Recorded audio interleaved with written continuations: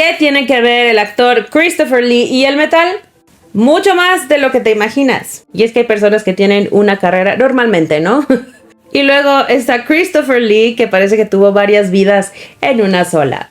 Pero vámonos primero con el contexto histórico. Christopher Lee, este gran actor, nace en 1922 en Londres y desde muy joven su historia ya no era normal. Antes de pensar en cine siquiera vive la Segunda Guerra Mundial, sirve en la RAF y después trabaja en áreas de inteligencia británica. No es una etapa completamente detallada, incluso muchas cosas nunca se hicieron públicas, pero lo que sí se sabe es que no fue lo mínimo, o en un papel menor, o sea, sí estuvo involucrado. Y sobre todo en uno de los momentos más duros del siglo XX.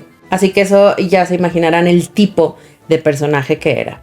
Hablemos del cine. Y bueno, después de la guerra entra al cine, pero no como una estrella inmediata. Le costó años. Papeles pequeños, apariciones breves, hasta que finalmente despega en los años 50 con las películas de Hammer, especialmente con Drácula. Y es que aquí Christopher Lee no solo interpreta a Drácula, lo redefine. Su altura, su voz profunda, su forma de moverse, todo construye una presencia que no era común en pantalla, no era solo actuación, era una presencia física imponente. Y a partir de ahí se vuelve todo un referente del cine de terror. Pero ahora vayamos a otro aspecto, otro talento de Christopher Lee, la voz. Y esto es clave para entender esta parte que les digo del metal. Y es que Christopher Lee no era solo actor, tenía entrenamiento vocal, experiencia cantando, con un registro bajo profundo, imagínense. Le interesaban especialmente la música clásica, la ópera, historias épicas. Es decir, desde antes de su contacto con el metal ya estaba involucrado con la parte narrativa y dramática musical. Con los años, su carrera no baja, más bien escala. Pasa, digamos que de ser ícono del terror a formar parte de franquicias gigantes como The Lord of the Rings, The Fellowship of the Ring, interpretando a Saruman. Star Wars, Episode 2, Attack of the Clones, al Conde Dooku. Y aquí ya no hablamos de algo de culto, hablamos de algo más global. Y aún así, algo seguía ahí, la música. Un giro que nadie vio venir, ya con más de 80 años, cuando la mayoría está retirada, Christopher Lee decide grabar música dentro del heavy metal.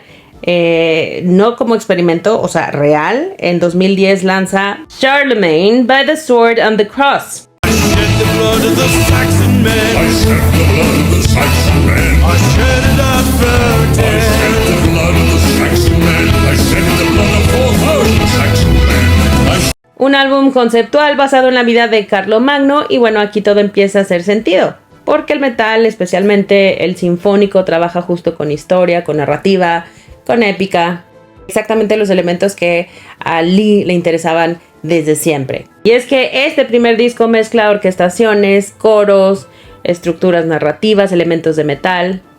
Usa una voz como su personalidad, ¿no? Grave, autoritaria, narrativa. Más cercano a un narrador épico que a un frontman tradicional. En 2013 lanza Charlemagne, The Omens of Death. Cast his daughter aside and took another for your wife.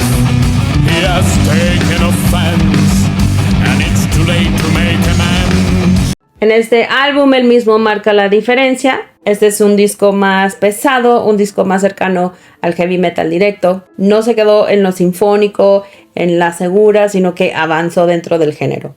Y bueno, hablemos también de que Christopher Lee no llegó al metal de la nada. O sea, colaboró con músicos del género, incluyendo a este grande Tony Iommi de Black Sabbath. Y en entrevistas dejó claro que lo que le atraía del metal no era solo el sonido, era más bien su carácter épico, histórico y narrativo. Esos elementos que se repitieron constantemente a lo largo de su vida en diferentes ámbitos. Ahora, el dato interesante. Christopher Lee fue reconocido por Guinness como el cantante de heavy metal más longevo.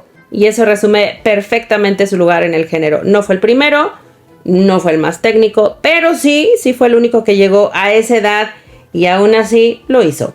Ahora, sus últimos años fue activo hasta el final. Siguió grabando música incluso en sus 90 años. Lanzó también canciones navideñas en versión metal.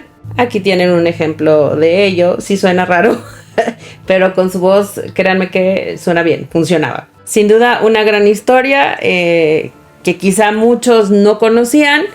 Algunos lo hemos visto justo como el Conde Drácula, como Dooku, y lo recordamos, ¿no? Lo recordamos de esa manera. Y honestamente, lo último que habría yo pensado o imaginado es que hubiera grabado discos de metal o que hubiera cantado metal. Y sobre todo a esa edad. Así que me parece fascinante la historia. ¿Qué les pareció a ustedes? Los leo en los comentarios y nos vemos en el siguiente video.